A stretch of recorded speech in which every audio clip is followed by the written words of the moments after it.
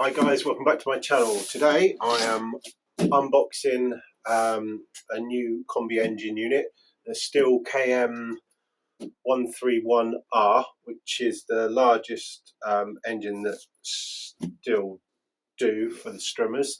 I reckon this could be like my third or fourth one. Tried and tested. I really love this machine. Another piece of kit I wouldn't be without in my van because it can be used for so many different things. So guys, thanks for watching, and I'm going to get to unboxing.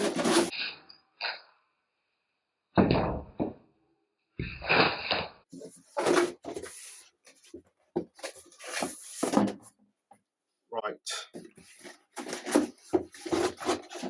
that was easy. Right, so what have we got? Instructions on putting the handle on. Oh, hello. That's a bit nice. Sorry guys, it looks like you've got a half decent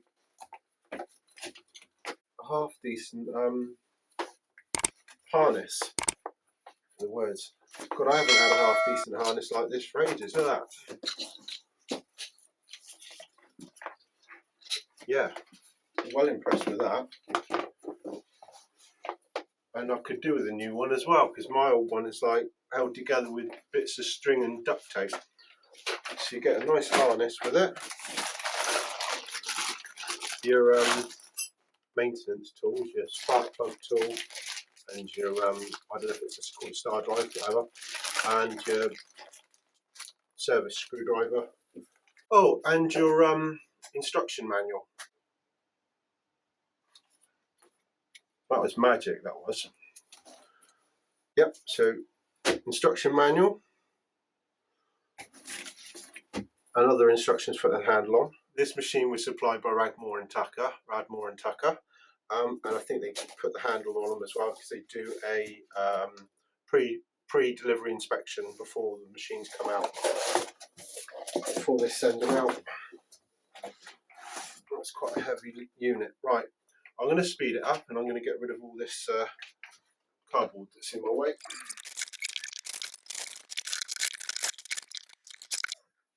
Right guys, all caught up. So I'm going to be mostly using the engine unit with the Strimmerr. So this part.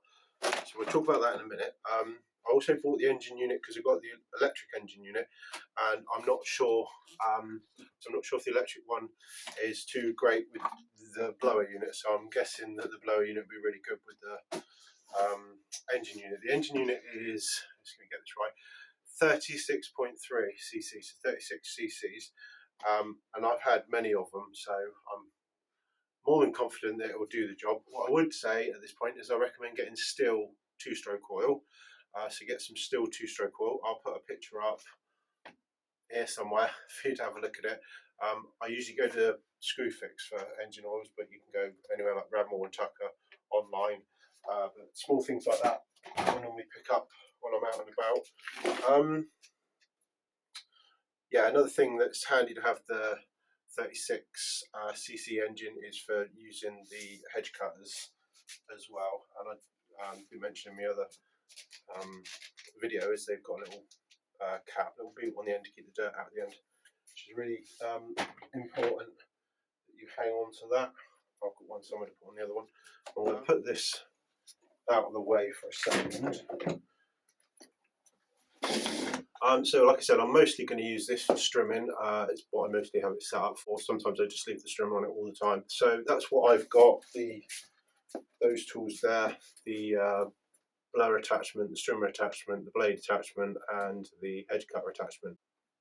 It's a 4-stroke engine, but it takes, you still have to put oil in, so it's 2-stroke oil mix into the petrol tank, but it's a 4-stroke engine, which is a very powerful engine.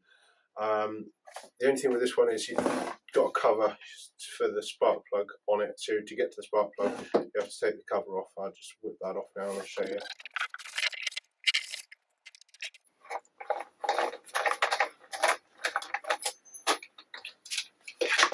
So there's your exhaust and just spark plug cover, spark plug.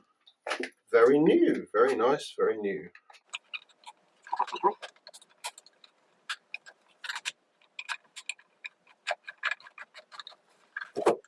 Right, spark plug, handle, pull cord, petrol tank. There's petrol in it as well.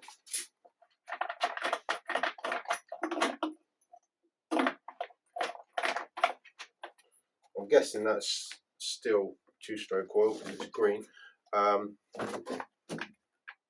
Primer bulb, so you press that 3 times. Choke, one position. They said put it on choke to start it, and then if it's like partly warm, put it on half choke. I would never put it on half choke, I always put it on full choke. I've been gardening for 33 years, I've always gone to full choke, and then when it's sort of warm, once you pulled it over, click it, sometimes it will fire up and you have to pull it again, and you might not necessarily need to put it on choke, but basically I've never had any problems. So I just put it on choke, pull it, start it, and pull the trigger and it releases. Yeah, so 3 pumps on there, put it on choke, and away you go. Really great handles on this, strong. I've used many of them, and they've never let me down. Yeah, they do literally last forever. Ever so strong. So it's the switch, on off switch, it's always on, so you pull, it will start, and to turn it off you press that down. It's quite strong, very strong. That's strong. Don't really ever use that handle too much, not really sure what that's meant to do, but definitely use that handle. Handle's all set up nicely for the way that I want to use it. I'm going to come around off the camera a little bit so I can have a look and show you just off camera. So I don't know if you can see that, but that's the receiver end for the shaft, and obviously you undo this. One thing I will say is just make sure you don't lose that little nut that's in there. There's a little nut in there, and if you're on a big grassy field and that falls, if you undo that too far, that can fall on the ground. I have lost them before, but I did have a spare. I think it's a standard size nut anyway, so it wasn't a problem at the time, but be careful not to lose it. So you've got the receiver end for your different attachments. You've got your handle, you've got this where you clip your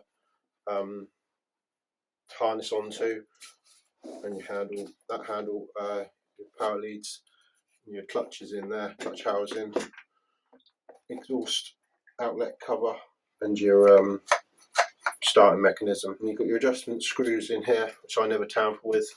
Again, I don't recommend tampering with them. And then in there you've got your air filter. Do not over tighten these screws because the threads will strip off. There you go. I've got plenty of them in stock. Nice and clean. I think it's almost a shame to take it out and get it dirty. I'm going to cry. I'm going to get dirt on it.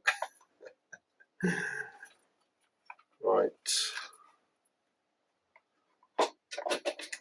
Put the air filter cover back on.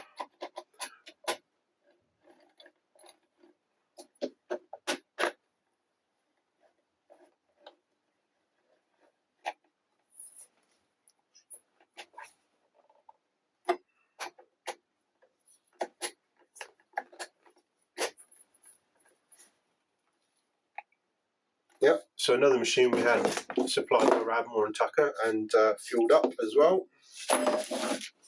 Right, moving on, as I said, I'm going to mostly use it with the Strimmerr head. I'm really pleased to see it's got a grease, has got a grease nut that you can remove. So we're going to come round. So you can remove that to grease it, and you can buy the grease for them. I think it's a left-handed thread to get it off. I'll show you that in a sec. Right, back again.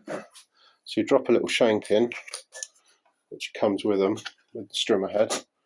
You drop the little shank in there, and it drops into a locating slot.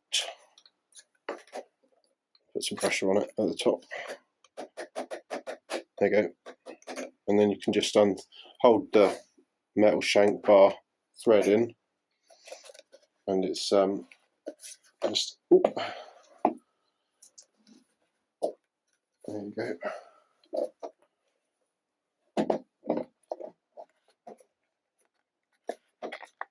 Now it just spins off.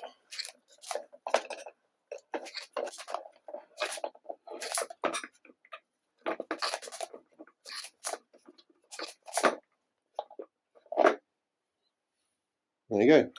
Oh, don't do that. What I just did. Sorry, folks.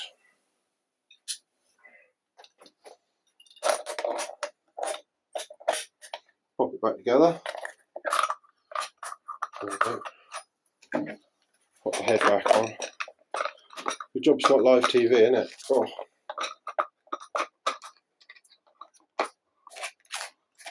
Anti-clockwise to thread it back on. What are you like, Mr. Cheese?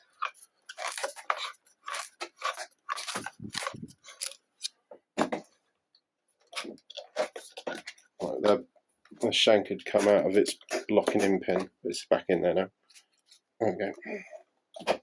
Again, don't over tighten them. I think when you use it, it's self-tightening anyway. Make sure it's tight though. There you go. Let's move your position. I'll try and demonstrate. Right, hopefully you can see what's going on. Putting this in couldn't be simpler. So you take the obviously take the cover off, and you line this arrow up and that lug with the arrow that's on the machine. Obviously undo that so it's slack, and it's in. Make sure it goes right to the line, right up to that line, or it will damage it and it won't work. And just tighten that up. There you go. Right, so to remove it, just undo that one, slide it out. Sometimes when the machine gets a lot older, I find that I've had to like turn this, which then adjusts where that's to, but with the new machines I've never had that problem. I'm talking really old machines. That's what that looks like on that end, which goes into the other receiver end. So arrow to arrow, line up lugs, make sure it goes all the way, and even though I've moved it about, it's still lined up lovely. There you go, job done. Right, sorry chaps, I think I may have moved the camera angle in doing my close-ups, but the only thing that I would say is a bad point, and it doesn't bother me, is it's the weight of the machine. But it's heavier, but it's a lot more powerful. So I'd rather have this than the electric one for larger jobs. The electric one, I'm pleased with the electric one, but I'll be using that one. I want to break from this one because of the noise and the weight of it. So, but mostly the noise, really, isn't it? Don't forget to put your caps on the end of your attachments. This is the system that I would recommend. So Steve's recommendation. This is what I use. Obviously, there's a lot of cheaper stuff out there, but this is what I've used all my life, and I'll be sticking with it. I'm quite happy with it. But this system here should last me a long time. So there it is.